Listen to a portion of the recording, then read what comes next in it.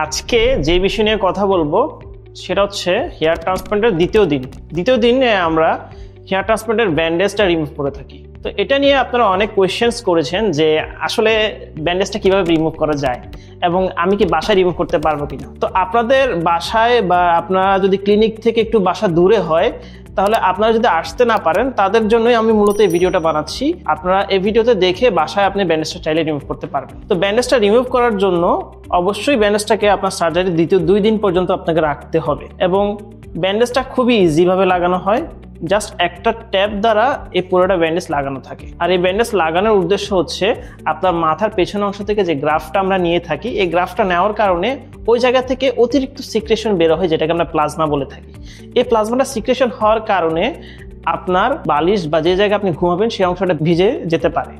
তো এই ভেজা ভাবটা না আসার জন্য আমরা এই ব্যান্ডেজটা দিয়ে থাকি, যাতে পেশেন্ট একটু স্বাচ্ছন্দ্য বোধ করে।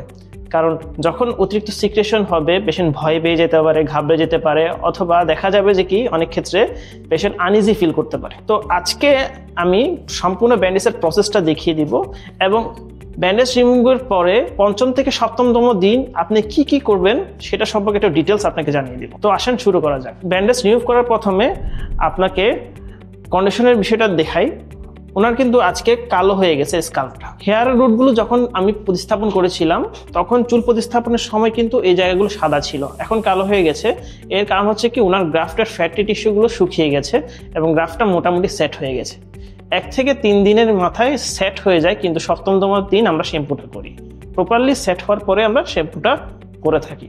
তো ব্যান্ডেজ রিমুভের পর্যায়ে আমরা প্রথমত ওনার ট্যাপটা খুলবো। ট্যাপটা খোলার একটা সঠিক নিয়ম হচ্ছে আপনি জাস্ট মাঝখান থেকে ট্যাপটা জাস্ট একটু ছিঁড়ে টান দিলে পুরো ব্যান্ডেজটা উঠে আসবে। আমি প্রসেসটা আপনাকে দেখিয়ে দিচ্ছি।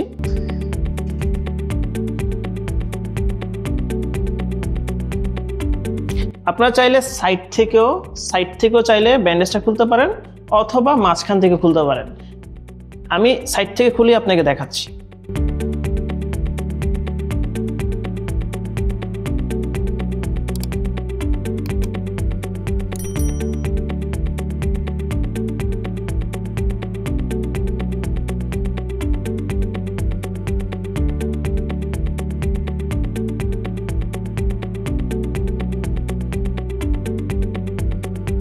ওকে, ব্যান্ডেজ রিমুভার পরবর্তীতে আপনার জায়গাটা কিন্তু এরকম লাগবে, একটু দেখতে খারাপ লাগতে পারে।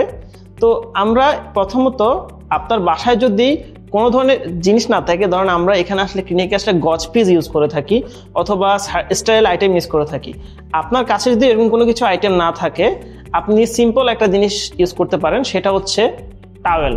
আপনি বাইরে থেকে একটা টাওয়েল কিনে, সফট টাওয়েল কিনে সেটাকে গরম পানিতে চুবিয়ে ধুয়ে রাখলেই এটা স্টাইল হয়ে যাচ্ছে। সে টাওয়েল দিয়ে আপনি চাইলে মুছে নিতে পারেন। এখন মোছার জন্য আপনার একটা সলিউশন লাগবে বা পানি লাগবে। আপনি চাইলে স্টেরাইল ওয়াটার ইউজ করতে পারেন অথবা নর্মাল স্যালাইনের ওয়াটার, 0.9% নর্মাল স্যালাইন ওয়াটার, যেটা আমরা পেশেন্টের সাথে দিয়ে দিই একটা স্প্রে বোতলে, সেটা দিয়ে আপনি অল্প অল্প করে স্প্রে করে ক্লিন করতে পারেন। তো ক্লিনিংয়ের প্রসেসটা এভাবে, প্রথমে আপনি একটু হালকা করে স্প্রে করে নেবেন, দেন গজপিচের সহায়তায়, এই যে গজপিচ রয়েছে সেটা সহায়তায় হালকা করে ঘুরিয়ে ঘুরিয়ে মুছবেন।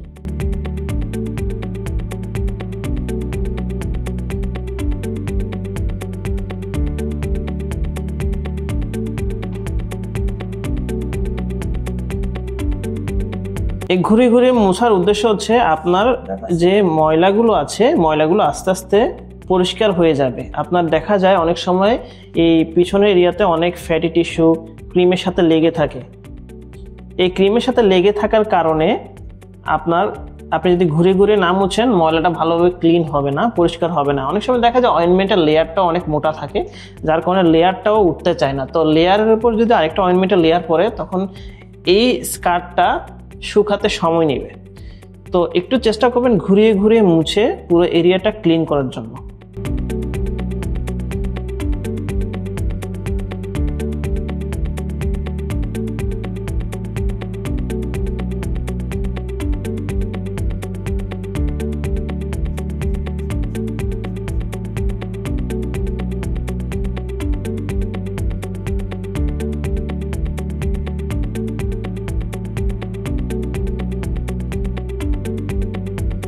যখন ডোনার এরিয়াটা সম্পূর্ণভাবে পরিষ্কার হয়ে যাবে তখন আমরা শুকনো গজ দিয়ে বা শুকনো টাওয়াল দিয়ে এই জায়গাটা একটু হালকা করে মুছে নিব এবং মোছার পরে একটা আলতো করে অয়েন্টমেন্টের লেয়ার লাগিয়ে দিব।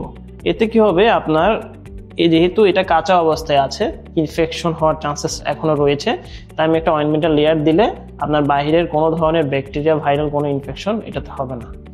ওকে, সো এটা প্রোটেক্টিভ লেয়ার হিসেবে কাজ করবে, সেটা আপনি 7 দিন পর্যন্ত মেনটেন করবেন। থার্ড স্টেপে আমরা অয়েন্টমেন্টের একটা লেয়ার দিয়ে দিব।